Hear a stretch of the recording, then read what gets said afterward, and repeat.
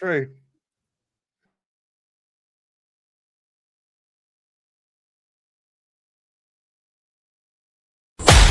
It's time to strap in and get ready. The leaders in AFL SuperCoach are incoming, helping you win your leagues and climb up the rankings. You're now listening to the Insight AFL Show with your hosts, Big Horse and Skitty.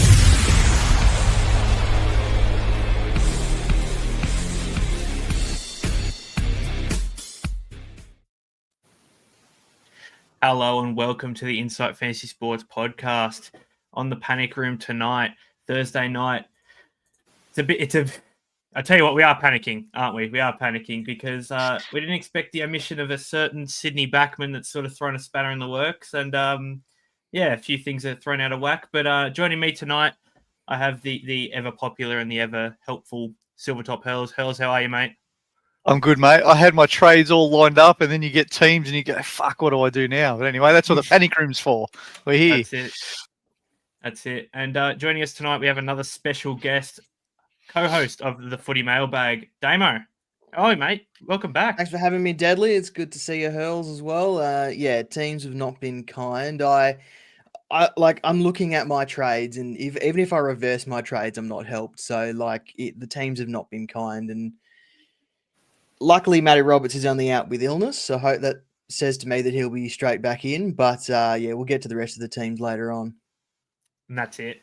Yeah, so tonight we're going to be mainly focused on questions. It'll be a bit of a quicker panic room tonight. We'll still go through the teams as always.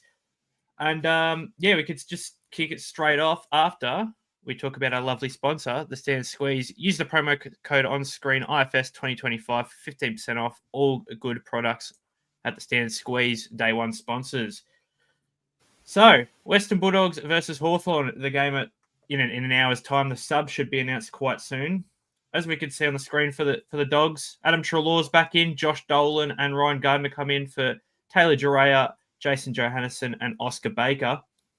For the Hawthorne side of things, Seamus Mitchell comes back in for his first appearance of the year.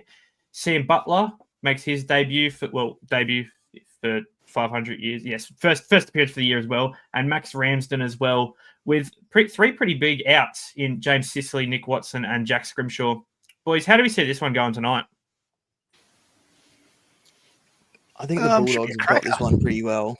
Yeah, it's setting up for a pretty decent game, you'd think. I'm just going to see if I can refresh and get the sub. But yeah, three big outs for Hawthorne. They haven't really been providing too much over the past couple of weeks. But it's going to be a bit of an interesting one. Adam Treloar's a bit of a big in for the Dogs.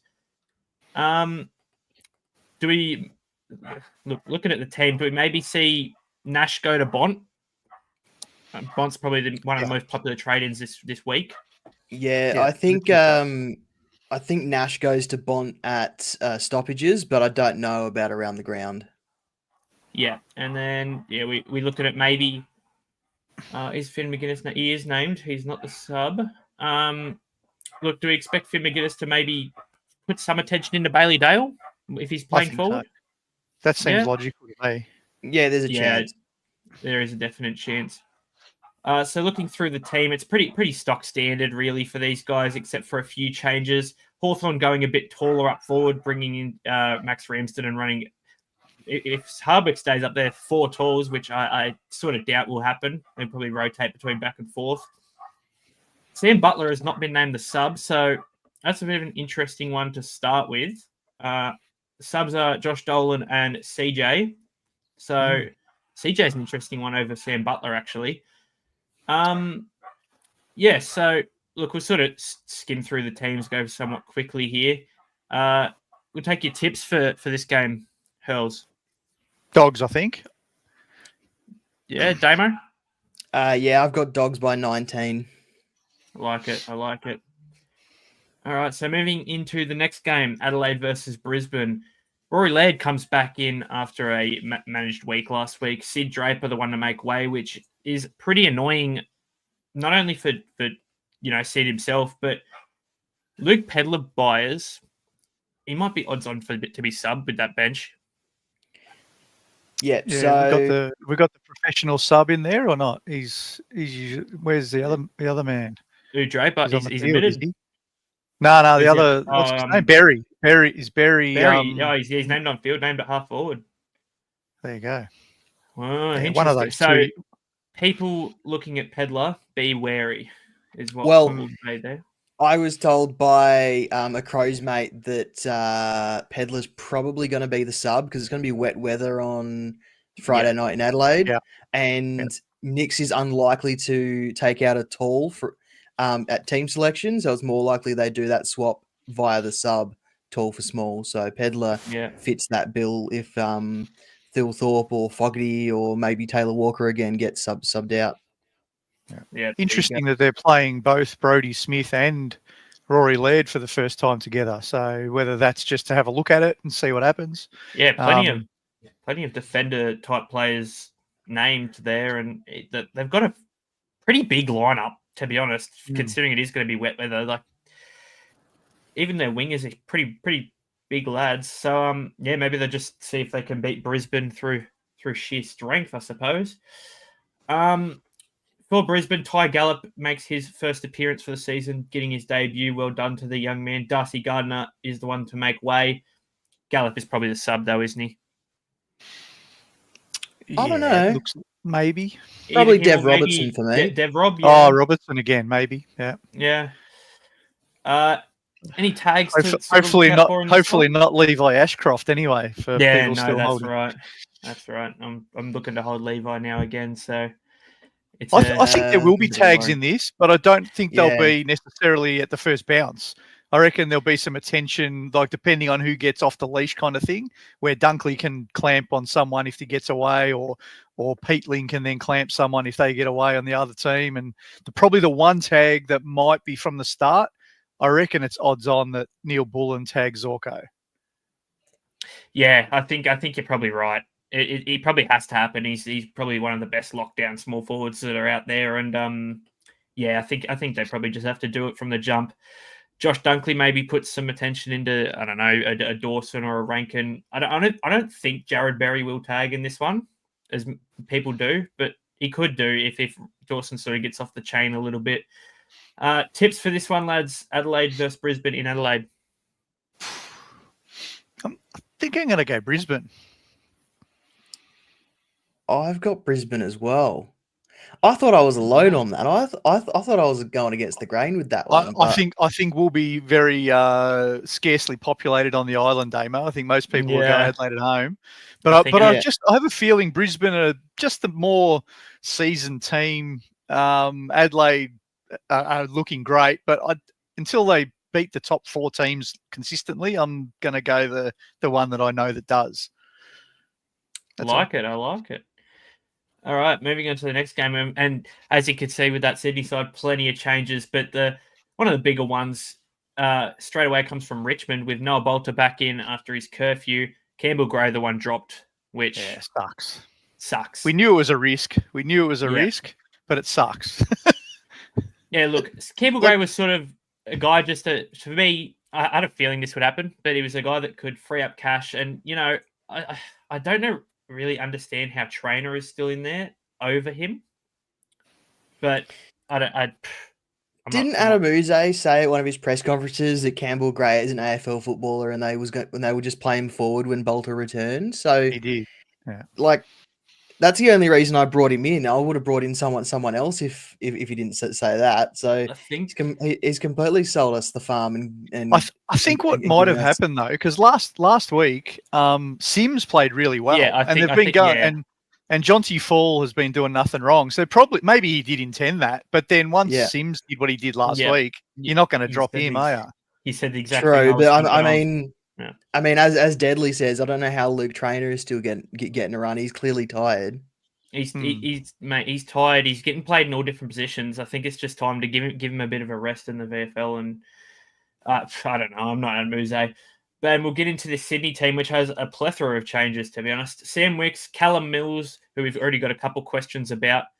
Aaron Francis, Harry Cunningham for, I believe, his first game this year. So welcome back to him. And Tom Hannelly comes back in. Matt Roberts, the big out for this one, out through illness. So you expect him back in next week if you're thinking about holding, but there is definitely merit to sell now. Do you reckon, Hurls? It's a tough one. Like, it depends what your plan was. And he was always Actually, the one. I just thought about it. They have the bye next week, Sydney, so you're They missing do. 2 weeks. So missing of two in a Matt row. Roberts. Yeah, and this is the interesting one. He was always the one for me that I was unsure whether I was going to hold him all the way. And if I had the choice, I would get rid of him. But I didn't know if I would ever have the choice because cash is tight and trades are running low and all that kind of stuff. But now maybe this just forces the hand. And if it does, I have to change my trade plans. But I need to ponder it a little bit longer, I think. At the moment, I'm leaning towards maybe a sell because it is 2 weeks now that he's out. But, yeah, I'll have to do a little bit of calculating before I lock anything in. Another interesting one. 5 outs, and Riley Bice is not one of them. That's got me buggered. Is that maybe...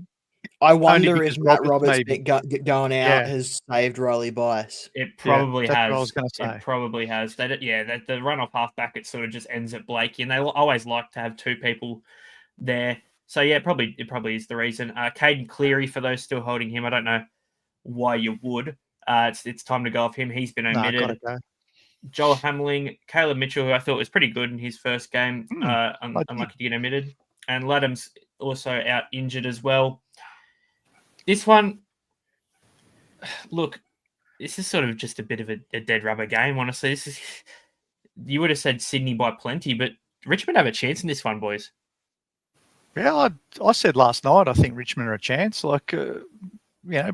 Sydney hate the MCG. They're travelling terribly. Yes, they're going to be smashed this week. They did all their beach work and all that kind of stuff that, when you cop a caning, sometimes you do fire up. But I don't think the odds should be as wide apart as they are anyway.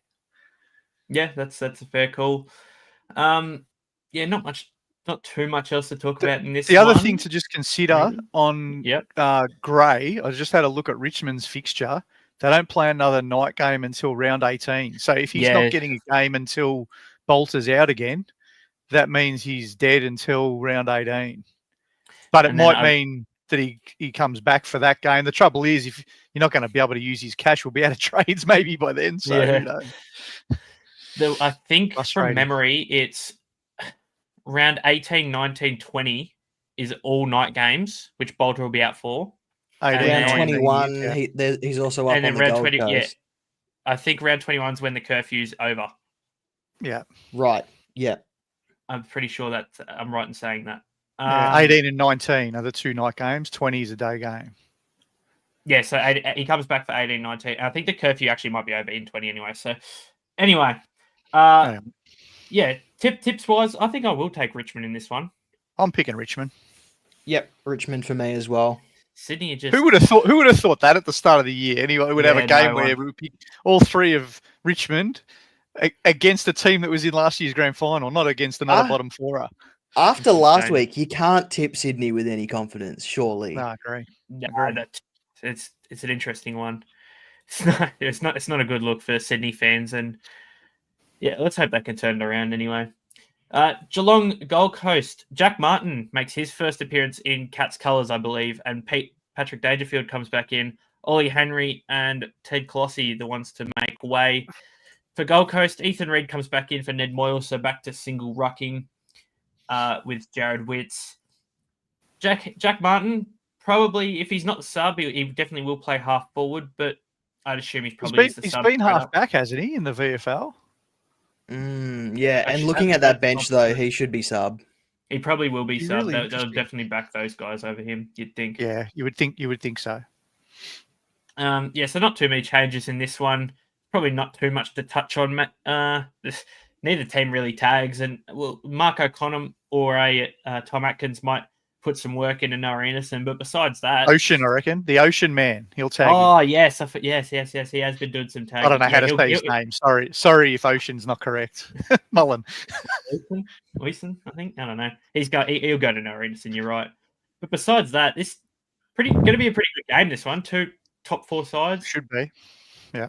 There's a few good games this weekend. There's Adelaide, Brisbane. There's tonight. There's these 2. So you would think those 6 teams all playing against each other are all in the mix for the top 6. So there should be some good quality footy.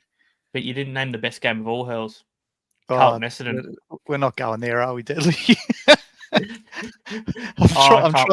trying to block it out. Tips for Geelong Gold Coast fellas. Geelong at home. Geelong. Yeah. Probably is Geelong. Yeah, I can't argue against it. So we'll move on. GWS stadium. and Port. Some big changes for the GWS side. Nick Madden making his first appearance, getting his debut with Kieran Briggs out for 3 weeks. We'll quickly touch on that. 3-week option. I think he's, 113K. Can you go there? Nah. Briggs, He'll be straight back in. He'll probably be straight back out. So, yeah. The only way I know that our mate Higo's got Flynn at R3, and he's been asking all week, "What do I do?" I mean, that's maybe the only exception to the rule. If you're gonna get rid of Flynn because he's your R3, which I don't think there'll be many other SuperCoach players in the community that have got that set up. But if you do, that's a way you could unlock the cash from Flynn, and at least you got him there for 3 weeks. But he's still going to be dead after that. So, yeah, you're right. Brad Daniels making his first appearance in 2 months. Congrats to him for making a nice recovery. Jacob saw a tweet about him today, actually, Daniels, about, I think he averages something like, if you take out the stupid 190 that he got, he's still averaging up around the 95 mark. Might be an interesting one for the run home. He averaged, I think it was before the 190 or whatever he got in the last year. He had 87. Yeah, so average 91.8 after his bye if you take out the 195. Yeah. It's not too bad. I mean, it's still a bit below F6, isn't it? But, yeah, something to look at. I'm fairly sure he started out this season not too bad either, but sort of just got killed off with the injuries. Yeah, he got subbed against Melbourne, which for a 28, and I think he got subbed against West Coast too for an 80, so that's 2 games already where he's been the sub. And, yeah, he's dropped a bit of coin. He's 400K. There's a world. I think more importantly than SuperCoach, it'd be interesting if he is that missing ingredient that GWS have been crying out for, because they've looked like they've struggled with that connector, that ball mover. Yeah.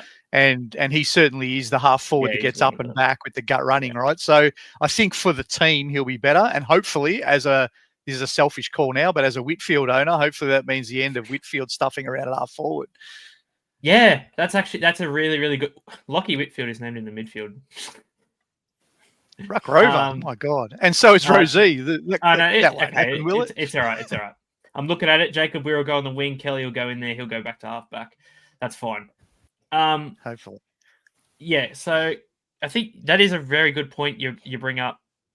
Yeah, he probably is done with that half forward thing. They're sort of just looking for a guy like a Daniels who has that entry kick. Yeah, you're probably right with that. Cody Angove, Kieran Briggs, and Callan Ward, unfortunately, all injured and all out. For Port Adelaide, Radigalia, Kane Farrell, and Josh Sin all come back in. Logan Evans, Ollie Lord, and Rory Atkins, the 3 to make way for some 3 big key outs. I think what I will say, thank goodness for those who were even contemplating it, that Team Sheets has saved you from picking up Atkins. Yeah, no, that's that. I can't believe people were considering that, and thankfully he's omitted, so no one will go there now. It's great. It was a gross situation. I didn't like it. Tips in this one, fellas. GWS versus Port. You'd have to think GWS. Canberra. At Canberra, yeah. Yeah, I'll go the Giants. Yeah, that's a tough one. I probably will go the Giants as well. Moving into what do we expect out of the ruck though, Deadly? Is that what kind of ruck is Madden? And I'm asking this again from a selfish point of view because I've got Dante Vicentini and I want him to go up as much in catch as possible. He's like the poorest man's. He's like a poor man's TDK. He gets around the ground, does a lot of work around the ground. He'll win hit-outs, but he does most of his work. He'll be a good SuperCoach scorer, I reckon. Okay. Be interesting to watch. Yeah. Sunday games, we've got North Melbourne versus West Coast. Now, this shaping up to be the game of the round, of course. In Bunbury. My Christ. Uh, Are you heading down, Damo? We're both over here in WA. You going down to Bunbury on Sunday to watch his blockbuster? No, why would I go down and watch two teams I don't even support? Nah, me either. 3-hour drive for sitting in a wet and muddy Bunbury. Yeah, nah. No thanks. Finbar Maley and Aiden Core, two people that are out. You probably expect Griffin Logue and probably Bryn Teakle to come in there. Yeah, Teakle has to if Maley's out, you would think. Yeah, probably does. And then for the West Coast side of things, Jamie Cripps, Clay Hall, and Bailey Williams, the three named on the extended. We probably see Jamie Cripps coming back in for sure. Who drops out? They'll probably drop Bo Allen again. No one Mini. There's no way Noah Long can seriously keep getting games in this West Coast side.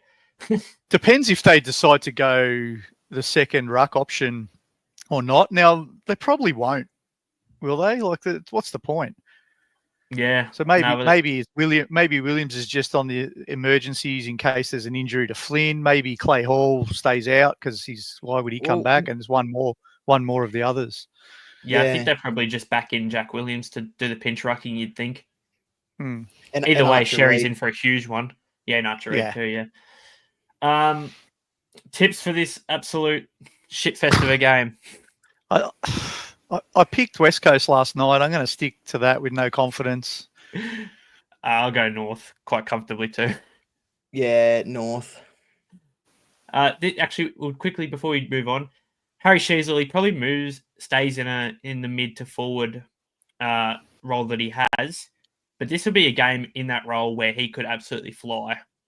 I would love to see him play where they've named him. I don't mind him moving, but half forward with two CBAs is a crock of shit. Put him in the middle. Let him play. Yeah, I mean, it's a fair call. Moving on to the actual game of the round, Carlton versus Essendon.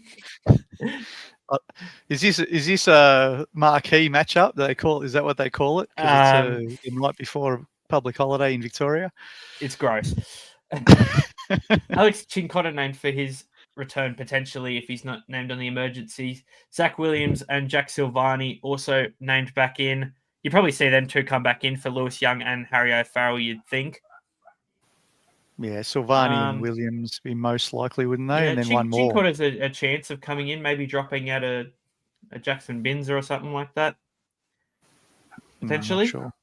Does Chincotta tag if he plays? He probably does. Yes, probably. And it will probably be Nick Martin, to be honest. Well, if Merritt stays half back. Yeah, if Merritt's half back, I think it's probably got to be him. Yeah. For the Essendon side of things, and this absolutely sucks, but Darcy Parish is named on at least the emergencies, which I hate seeing. I think it's that just says to me one change: Parish in, Sardis out. There would have been a bit more. Would have been a bit more fanfare if McMahon was going to debut. I would love to see if McMahon was debuting, but we've had no topic of conversation about either of them coming in, so they're probably not debuting. There's plenty of, two.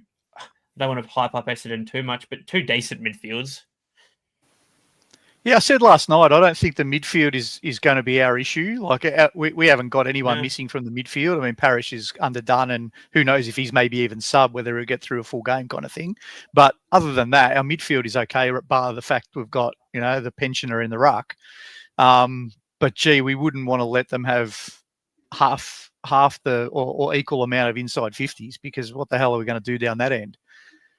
Just could get ugly. That's fair. Now, I did see the other day, and I want your thoughts on this, Damo. The Skodfather is seeking about bringing in Sam Doherty. Can you give me your thoughts on that sort of topic of interest? So Sam Doherty, I'll bring up his stats really quickly. 386k, a 73 break even. His last three, he's gone 67, 40, and then a 118 against GWS, and that's with a couple rounds break in between those games. First game back, a 118. I just don't like his job security. He had to force his way back in after they decided to, back the youth in a little bit to bring a little bit of vibrance back into the team. And now he's back in, and he's probably deserved to come back in because of his VFL form. But I'm just worried that if Carlton, start to falter a bit, that he's one that goes straight out again. And yeah, I don't like it. It's a nice investment considering he's under 400K, but job security is the only issue that I have. And he's a guy that role can change from week to week as well, because he can play half back, he can play wing, he can play half forward. They don't really have a locked down spot for him. We're looking for value options, but I don't think Sam Doherty is the answer. Yeah, fair call. I do see your questions in the chat. We will get to them after we get through the last game, I believe, but I'll quickly bring this one up. $3 from Muhammad. Appreciate it, mate. What is Zach Merritt's issue this season? He's been a bit shaky.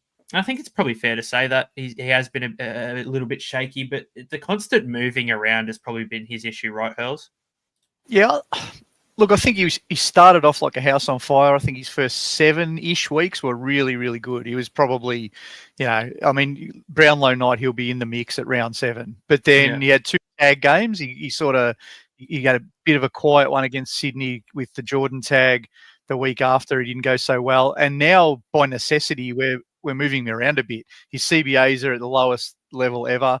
But at the same time, I think he's the versatile one that they're trying to see where we play him, whether we play him half forward or whether we play him half back. And half back's been where they've tried him last week. I don't think it worked last week, but it's only one match, and who knows, they might try it again. But I agree with you. He's from a SuperCoach point of view, and I stupidly bought him, and I hate owning Essendon players, and I'm doubling down this week by buying Caldwell. But it hasn't been a fun ride owning Zerrett. Yeah, that's very fair. Traditionally, Merritt does do a lot better after the bye, though. I was just looking at his last few seasons, 2024, 2023, and 2022. He ends the season like a house on fire. So I think we're just getting to the point where he needs a rest and will come out firing in the second half. Yeah. Yep. Fair call. Yep. I like it. And obviously, since the King's birthday game is on a Monday, they don't have to release lineups until, I don't even think they don't have to release them until Saturday, which is a bit weird. And then obviously St Kilda and Fremantle, your boys, Damo, on the bye. You'll enjoy those points, I'm sure. Oh yeah, we'll win the bye for sure. So give us your take on Jackson and where he's going to play. Is he going to stay the unicorn playing ruck and then changing ruck rover, Damo? Because if he is, he's F1. So in terms of for the rest of the year, Jackson will be the main ruck unless they need support for a bit of a stronger ruck player. Like they've got Sherry straight after the bye, so I can see Darcy doing a similar thing to what they did against the Suns. But I can see Darcy not remaining in the side. I think he's going to be a come in when Jackson needs support kind of thing. And then end of the year, Jackson's probably been promised number 1 to stick around, and then Darcy's going to be the one that heads elsewhere on the ruck merry-go-round. Yeah, fair call. I think he's bloody hard to get now at 620K, but if he stays number 1 ruck, and then even if they decide to give him centre bounces when he's not rucking, like they did last week, bloody hell, how do you not have him? Yeah, it's hard. Look, he's definitely one I'm looking at. I still have a forward spot to fill up, and I'm not grabbing Bont this week, so maybe I'll use that extra cash to go to Jackson as a bit of a pottier play. One thing I will talk about just quickly with this Melbourne game, even though team lineups are not out, and you it's been brought up by the community, but you sort of brought it to most people's attentions in the WhatsApp chat today, Hurls, of the idea of selling Max Gawn for a TDK or something of the like and unlocking the extra cash. Yeah, this came out of the blue for me. I wasn't even considering it, and our mate Joe from Centre Bounce, he brought it up on our pod last night, and then I started thinking, and I went and did some numbers and some calculations, and for me, I'm on the border of 22 primos with a rookie at flex, or 23 really dodgy fake like some dodgy fake ones at the end, and to be honest, if I take Gawn out for TDK, for example, and unlock that 190, I can get to 23 with 3 or 4 trades left. So it's a really enticing situation. That was until until today when Roberts is out, now out for 2 weeks. And I'm like, can I still do that now that Roberts is out? It sort of means I'm getting hamstrung with points for the next few weeks because Gawn's out. Plus, I've got one less of my supposed keepers missing. It's just a dilemma now, but I think I understand it. I understand the logic, and until the teams were announced, I was going that way. Yep, that's fair. That's a fair call. Bloody risky though, a huge risk. I'm not saying for anyone else to do it. It's a bloody risk. I just can't go against Max Gawn. He's killed me in the past. I didn't own him at all last year. Now that I have him, I don't want him to leave my side ever. So. We'll quickly jump into some questions. I would have started this show by asking you your trades, but obviously I'm assuming they're gonna change with the lovely team list that we just saw that have basically killed off everyone. Mine can't really change because I was getting rid of 2 dead rookies anyway, so I've got more playing than I would have had anyway. So just team selection has totally wiped me out in terms of what trades were you after this week, Damo? Then so I've traded Flynn and a couple of dead rookies in Spargo, and I can't think of the other guy, but because of all the cash that I had built up over the last few weeks, I was able to get Bont, Caldwell, and Clark. Beautiful. Yeah. Lovely. And my ins aren't going to change too much, Deadly. So my ins are definitely going to be Caldwell and Clark. Yeah. And then I've just got to decide if I go Roberts out, I'll probably bring Bont in, and so TDK is obviously not going to change because Gawn stays. But if I go Gawn out, instead of Bont in this week, it'll be TDK. So that third one is the one that's up in the air for me now that Roberts is missing. Yep, that's fair enough. All right, we'll quickly jump into some questions here once I find the thing. It's question time. Let's answer your questions for the week ahead. Tell you what, Horse has absolutely stitched me up today. He's going to jump too far into it, but there's some things on this page that has absolutely stitched me.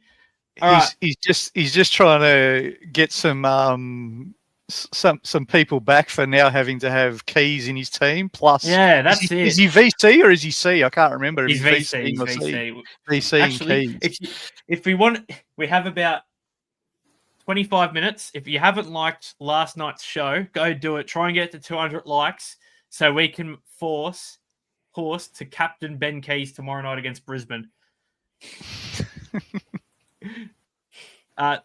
First question. Well, evening, Yaron. Evening, everyone. Alrighty. So, first question for tonight. Is Mills an option now this week with Roberts out? I'll ask you first. Hurls. It's not a bad shout. You could unlock, 90,000 or something, nearly 100,000 by just going straight Roberts to Mills. A bit of a risk because Mills has only played one, but it's not a silly idea. What do you reckon, Damo? Yeah, I don't mind it. He's on the list to come into my team at some point, mate. Whether it's this week or in a couple of weeks' time, it doesn't really matter. I think he's got the job security, and I think they'll try and keep him in the team as much as possible. Yeah, that's fair. I'm probably leaning to not this week, just due to the fact that he's got one more week, he's not on the bubble, and then he has the bye next week. After the bye, I think free reign, go for your life, but I'd look elsewhere just for this week if you're trading out Roberts. Yeah, cool. What else we got here? If you've gone Pedlar and he is named the sub, which he might do, who would be the ideal player to go for around the same price? Obviously, the first one that jumps to mind is Clark if you don't have him. But if you've got Clark, then it's becomes a tough question, doesn't it? It's just no one. I don't hate the idea of Caleb Smith from Richmond, especially with the team they've named. So if we go back up to this Richmond team, where is it? Here. Look, maybe he's the sub, actually. That idea is sort of thrown out the window now. It's pretty scarce for options, and I'm looking at it. Team lists haven't been nice again. It's sort of just it's Clark Pedlar if he's not named sub, and that's really about it in the negatives. Yeah, because the other one that's is not on the bubble either though is our man Zach Johnson, and we can't guarantee you as Essendon fans that he's going to stay in the team longer than a week or two. So it's just really scarce. Your other play, IJ, is go the West Coast bloke at 99K. He's not going to play for a few weeks maybe, but he'll be in at some stage for the year.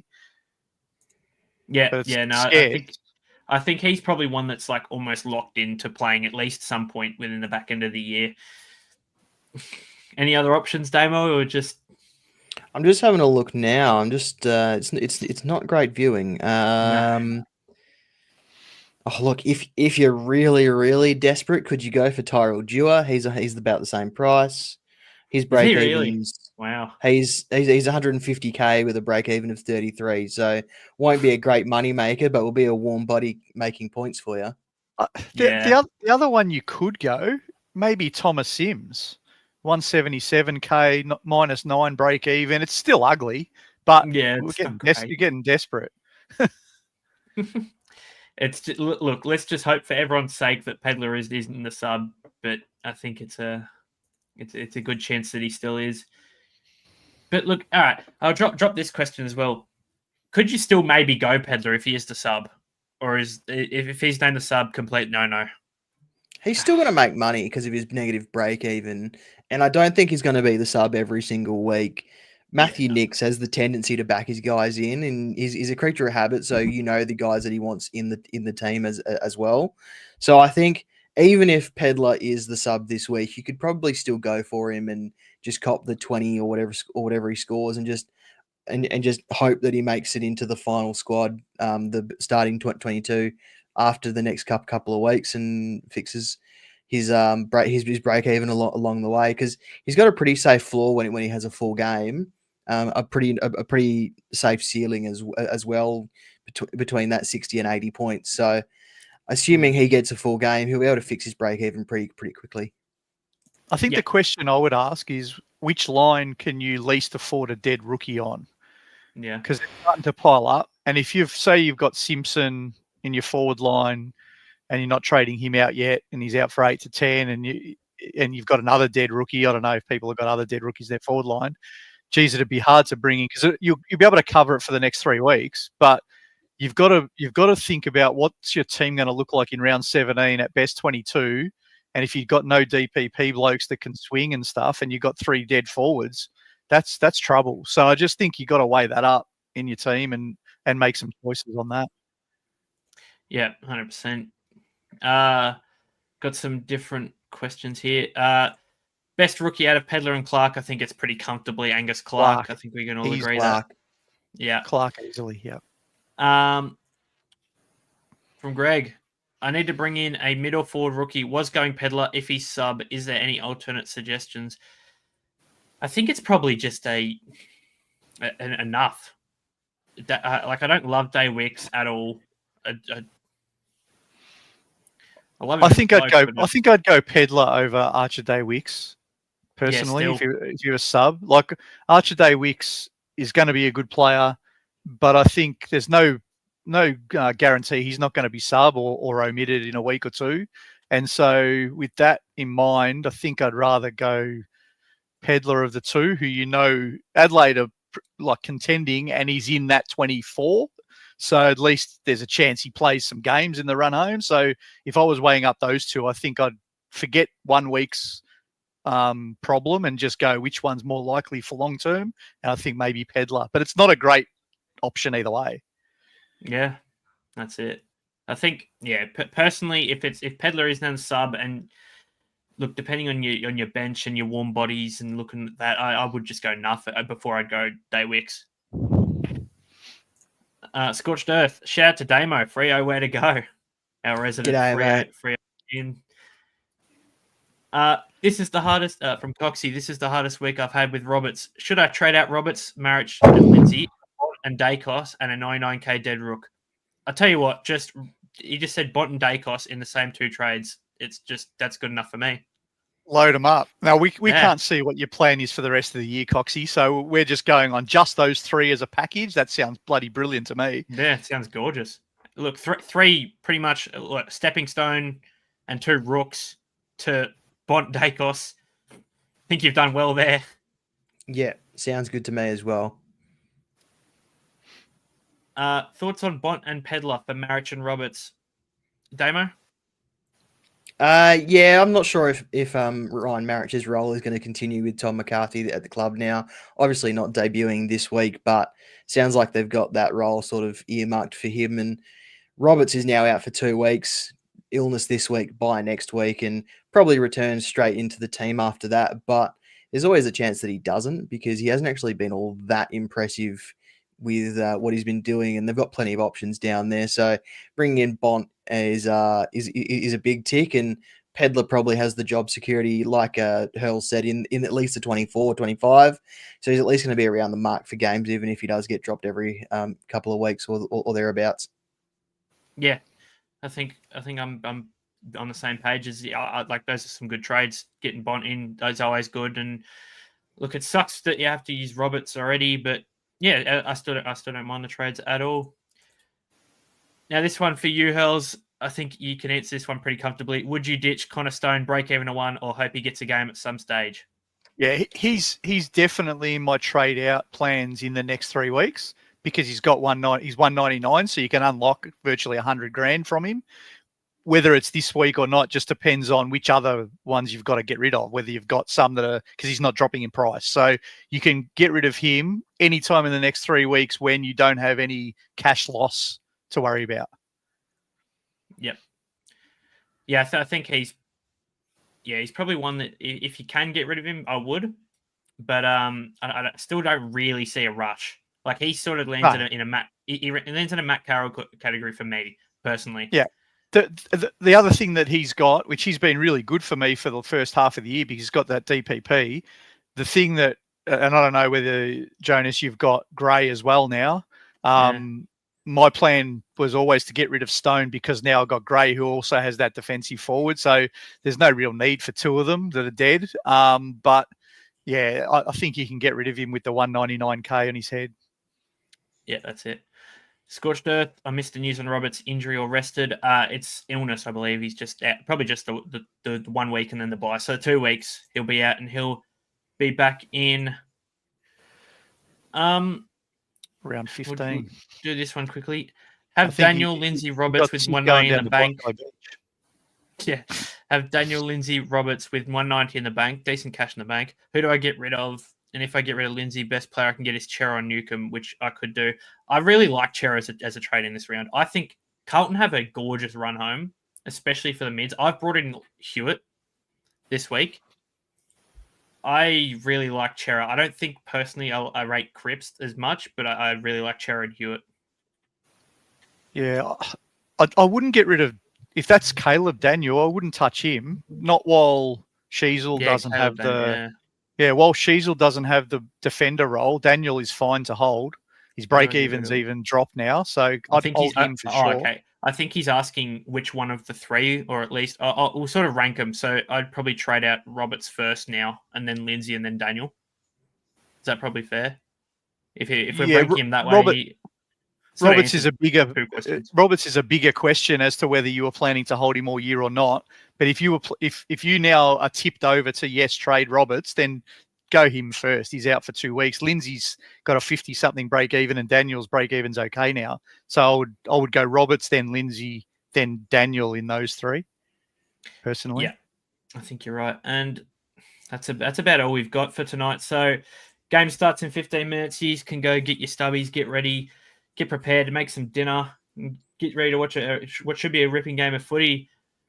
Hurls, thanks for jumping on again, mate. Really that's all right, mate. Appreciate all you do. Damo, thanks for taking the time out of your day and coming over as well. Not a worries, guys. Thanks for having me on. Been a pleasure. We'll be back on Monday night this week, Deadly. The two of us are doing the round review in place of Horse again. So look forward to talking some SuperCoach on Monday night after the big freeze. And shout out to everyone out there. We always do say, and Horse is big on this, so we'll carry it on while he's not here. But it's not weak to speak, and it's okay to not be okay. So if you're having troubles out there, send us a DM, have a chat. It's our inboxes are always open. Yep, that's it. Absolutely. Yep. So we'll be back Monday night. Me, Hurls, and special guest Flanders, who does the numbers show on for the WhatsApp and whatnot. He'll be jumping on with us. So us three will talk you through what happened over the weekend, and let's hope it's a cracking weekend of footy. So cheers, guys. We'll see you soon.